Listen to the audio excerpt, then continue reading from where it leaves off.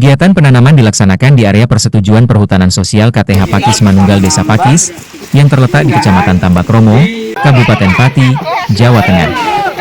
Target penanaman seluas 25 hektar dari kegiatan pembuatan KBR, Kebun Bibit Rakyat, di Desa Pakis Kecamatan Tambakromo Kabupaten Pati dengan jenis tanaman sengon, alpokat, nangka dan pete sejumlah 35.000 batang.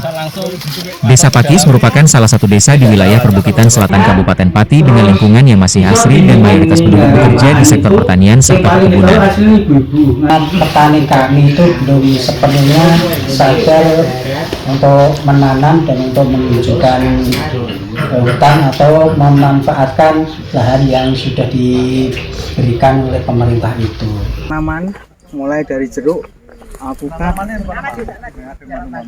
sukun, tanaman-tanaman produktif bisa menjadi contoh pengelolaan PS yang baik. Semoga untuk ke depan makin memberikan nilai kesejahteraan bagi masyarakat.